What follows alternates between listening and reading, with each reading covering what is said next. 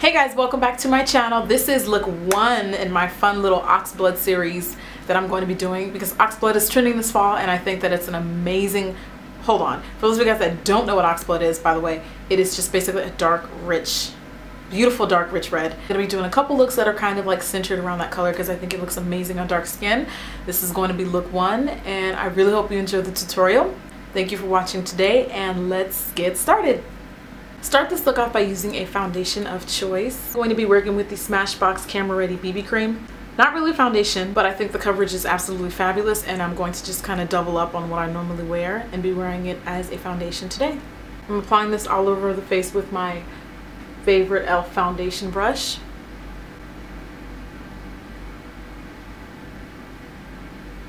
Also going to apply a bit of that underneath my eyelids and into the forehead and temples. The great thing about that cream is it is your moisturizer and your primer and your foundation all in one. So in one step you will have applied all of those things that normally would have taken you 2-3 more products. Which would explain why the Smashbox BB Cream may be a little bit more pricier. The next step is to fill in your brows. I'm using a MAC brow crayon and the color that I'm using is Spiked. And for today's look, I'm going for that sexy sculpted look. I'm now brushing through the brows with my brow brush. I then use my Coastal Scents Camouflage Concealer Palette. And using a 249 concealer brush from MAC, I used a bit of that concealer underneath the brows to get that sexy sculpted look.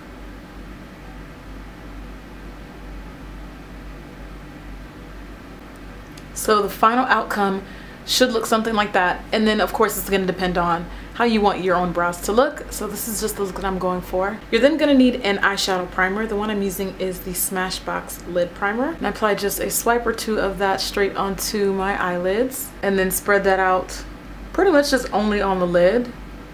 You can put a bit in the crease if you'd like.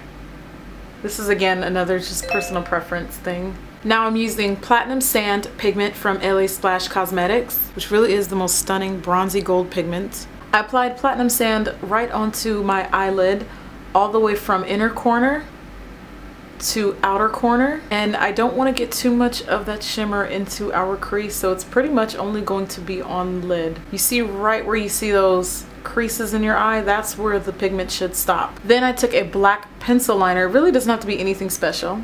The one that I'm using is from Smashbox, and I drew a very soft line following the shape of my crease, and once I got to the outer corner I lifted it just like that, so it's going to look kind of like a sideways S. Does that make sense? You see that shape I made? And then I took a blending brush and I just softened that out, so it's going to look like that. Using the Urban Decay Naked palette, I used Dark Horse, which is that dark smoky brown, and Creep, which is that dark shimmery black. So basically going back and forth between the black and the brown, I then applied that into the crease on top of where we applied that black liner.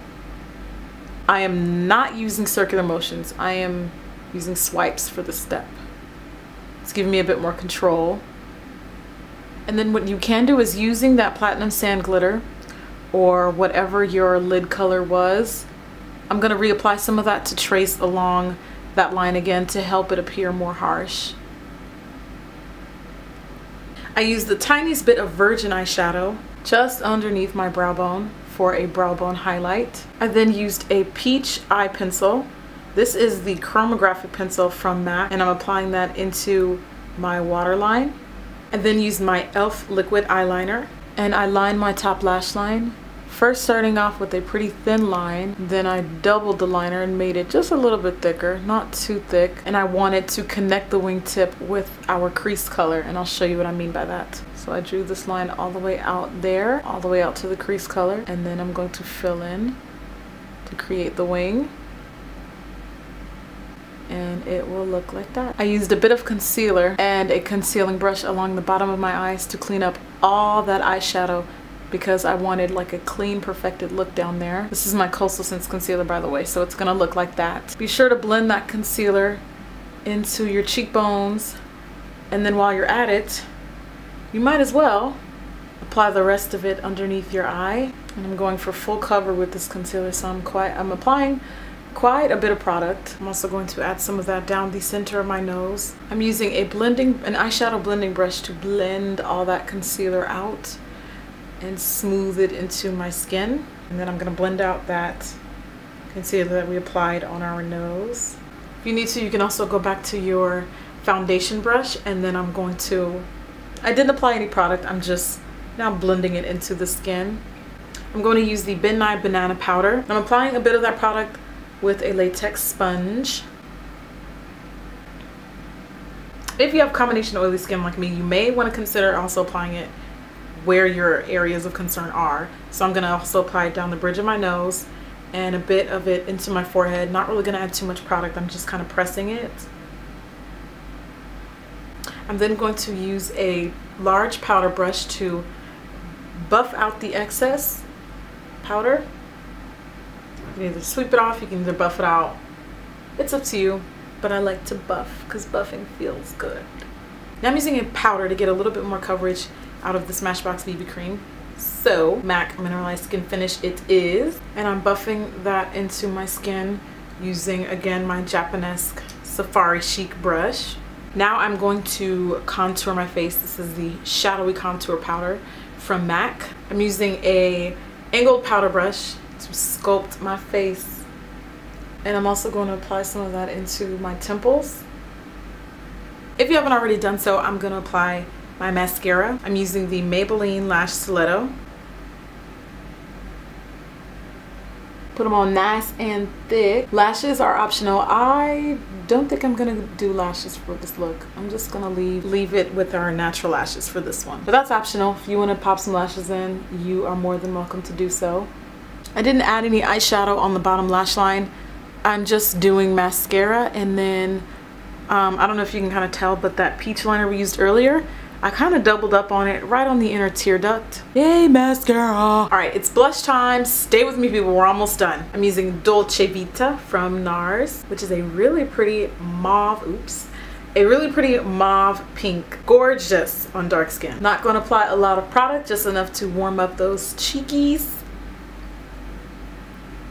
Just a helpful tip, if you ever feel like you've applied too much blush, you can take a powder brush, like so, and go over it with either translucent powder or your face powder. It's time to get those lips right, girl. I'm gonna line my lips with Vino lip pencil from MAC.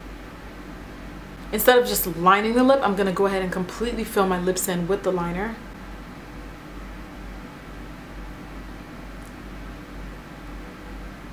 Another cool way to vamp up like a really dark lip like this is to trace along the lip line with a concealer.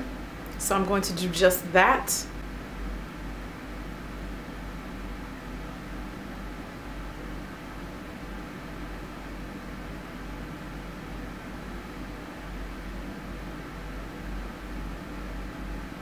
And the reason why I use a lighter concealer is it's kind of like playing with a shadow. It's kind of like a shadow effect. Like the lighter the concealer, the more your lips stand out.